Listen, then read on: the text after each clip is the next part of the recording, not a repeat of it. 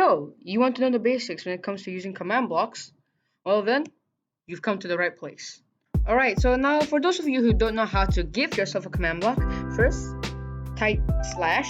Remember, this slash, the bottom left to top right, not this slash. Remember, bottom left to top right, this slash, and then type give. And then you could either type in your player name, or you could just type at P or at S. Now simply type you could put in the whole thing if you want, or you could just type COM and then press tab, and it will fill out the thing for you. And then you press enter and command block. Now let's go over what I like to call the settings. Now place on your impulse command block, which is this orange colored command block. Okay. And when I mean settings, I mean this. First, we have the hover node. If you type hi, if you type something in the hover node, then it will, then this node will appear when you hover over the command block. Next, we have block type. Now, there are three types of command blocks. There's the impulse, chain, repeat. I will go over these later. Now, there is unconditional and conditional. So, unconditional is the default setting, where the command block is easily activated by by just a redstone output, like a redstone block or redstone torch or any redstone signal. But conditional, okay? See, you can tell if it's conditional just by looking at it, because it has this winged arrow, this starship looking thing. This command block will only activate if the command block behind it is working. Let's say this is a chain command block, and you wanted to run a chain command. Put this, it'll be a lot more safer to put this so that this only runs if the command block behind it is able to function. Next we have needs redstone and always active. Now needs redstone is basically, if you put redstone here, if you put redstone behind the block, then it will activate. But if it is always active, then it will always be active with or without a redstone signal. Next we have execute on first tick. I will talk about this later. Now we have delay in ticks. Now let's say I'm gonna put a command slash say hi. Now if I get a redstone signal, like a redstone block, and then it will say hi. Okay. But the delay in ticks. Now the default setting, one tick is a 20th of a second.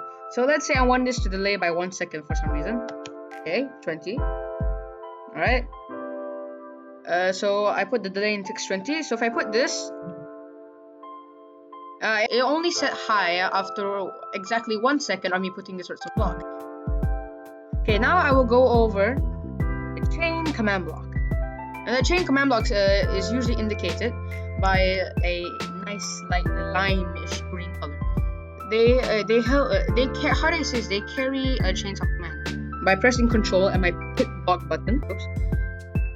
Alright, and then I'm just going to just add a bit. Make sure in order for chain command blocks to work, they have to make sure that a command block is touching them and that the arrow is pointing to the command block. So let's say this were to happen. Let's say you put it this way for some reason. So yes, this command block will go here. It will connect this block, but wouldn't connect to the other blocks. Now all these commands have the command slash say hi. So in order for this to work, if I change this to an impulse command block, just note that the chain blocks also need a redstone signal in order to be activated. So I'm just going to pick block again. So always, I like to use always active because if I put blocks of redstone, then it's not really that tidy and neat. So if I put this, then it should say hi 4 times because I put 4 command blocks that say hi. Now let's say I don't know, maybe if I change this to conditional, okay, where it only works if the block behind it is activated. Let's say I put a non-working command block, something with no command input. Alright, and then I put a block of redstone. It will only say hi twice because the command is sent to the command. It's like the redstone signal technically is only sent to this block, this block, but then since this block has no signal, has no command input, it won't work, and therefore it will not transfer to this block. Alright. Next, we have the repeat command block. Now, the slash say hi then doesn't really work for repeat command block, so I'm gonna put slash summon exp orb one block above this command block. Anyways, the repeat block is very similar to the impulse command block. However, if you put a continuous redstone signal, then it will just keep doing the command. Unlike the impulse command block, where if you turn it to impulse, even if you put a continuous redstone signal, it will only play once and only once until you remove the redstone output and put in a new one. Okay, but the repeat one is, as long as there's a redstone output, then it just keeps on going. Okay, next we have execute on first tick. Now, the repeat command block and the chain command block have a setting where there's something called execute on first tick. So it just gives like a one tick delay. I'm not sure why, but it does.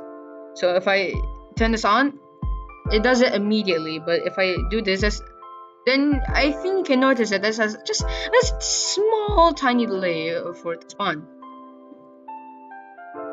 And that, folks, that wraps up the command block tutorial. Thank you for watching.